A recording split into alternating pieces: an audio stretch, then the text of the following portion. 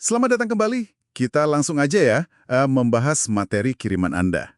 Kali ini bab 1 dari buku Great by Choice, karyanya Jim Collins dan Morton T. Hansen. Judulnya, Bertahan di Tengah Ketidakpastian. Oke, jadi misi kita hari ini, kita coba bongkar bareng.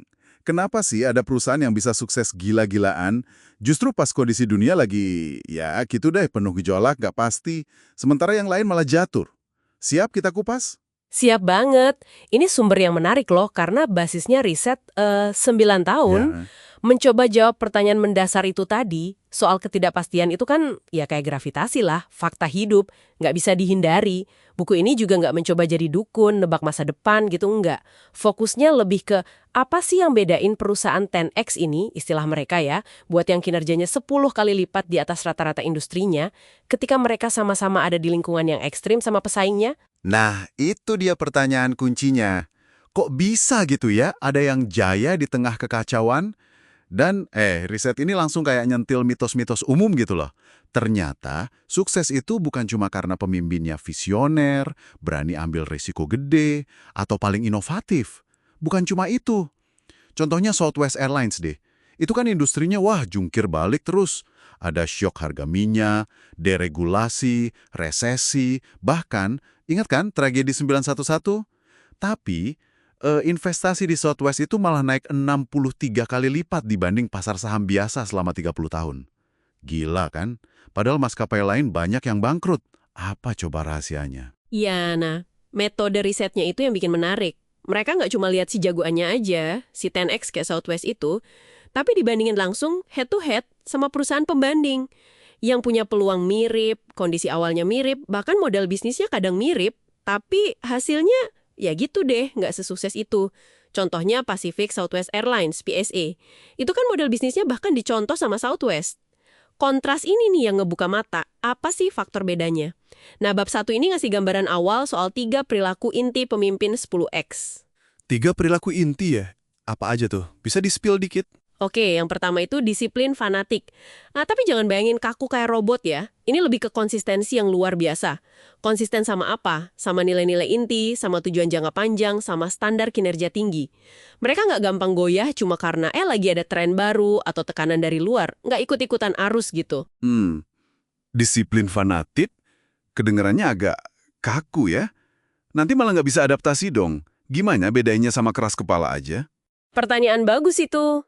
Kuncinya bukan di apa persisnya yang dilakuin, tapi di konsistensi terhadap prinsip yang udah mereka yakini dan terbukti. Tapi sambil tetap waspada sama perubahan kondisi loh ya. Contohnya nih, Herc Kelleher dari Southwest. Dia kan sengaja tampil agak nyentrik gitu ya, itu buat bangun budaya perusahaan yang unik, dan dia konsisten banget soal itu. Atau Peter Lewis dari Progressive Insurance. Dia disiplin banget keluarin laporan keuangan bulanan, nggak peduli angkanya bagus atau jelek. Itu bentuk akuntabilitas katanya. Intinya, setia sama jalur yang dipilih berdasarkan bukti, bukan cuma karena lagi rame aja. Oke, paham. Jadi disiplin sama nilai dan tujuan jangka panjang plus bukti. Terus yang kedua apa? Yang kedua, kreativitas empiris. Nah, ini artinya mereka ambil keputusan penting itu basisnya bukti nyata. Bisa dari observasi langsung di lapangan, eksperimen kecil-kecilan, atau data konkret. Bukan cuma ngandelin feeling, atau kata orang, atau ikut tren yang belum jelas juntrungannya. Harus ada datanya. Jadi bukan asal kreatif gitu ya? Harus ada dasarnya, harus empiris. Contohnya gimana tuh? Betul banget, kayak Andy Grove-Gentile, waktu dia kena diagnosis kanker, dia nggak langsung panik atau ikut saran pertama. Dia riset mendalam dulu soal pilihan pengobatannya, kayak ilmuwan aja gitu. Baru dia ambil keputusan buat dirinya sendiri. Atau contoh lain, Roald Amundsen yang ke Kutub Selatan itu. Dia pilih lokasi base camp, Bay of Whales, yang waktu itu dianggap bahaya sama banyak ahli. Tapi Amundsen milih itu bukan ngasal. Dia pelajari data dari ekspedisi sebelumnya yang nunjukin lokasi itu justru stabil. Jadi kelihatannya berani, tapi sebenarnya risikonya udah dihitung banget pakai data empiris. Ini menarik loh. Artinya di situasi nggak pasti banget, justru metode yang udah teruji, kayak Amundsen pakai anjing penarik, itu bisa lebih unggul daripada coba-coba teknologi baru yang belum kebukti handal, kayak kereta motornya Scott. Negatif ya. Haha, iya sih. Tapi kata kuncinya di produktif itu, ini bukan cemas yang bikin nggak bisa ngapa-ngapain ya. Lebih ke kesadaran tinggi, waspada banget sama potensi bahaya atau hal nggak terduga di luar sana. Tapi kewaspadaan itu diterjemahin jadi persiapan yang super mateng. Pemimpin 10X ini tuh kayaknya nggak pernah berhenti nanya, gimana kalau? Terus mereka siapin bantalan atau rencana cadangan. Bill Gates contohnya, dia kekeh banget Microsoft harus punya duit kas cukup buat operasional setahun penuh. Meskipun nggak ada pemasukan sama sekali, bayangin. Atau Amundsen lagi, dia bawa logistik itu jauh lebih banyak dari perkiraan kebutuhan buat ekspedisinya.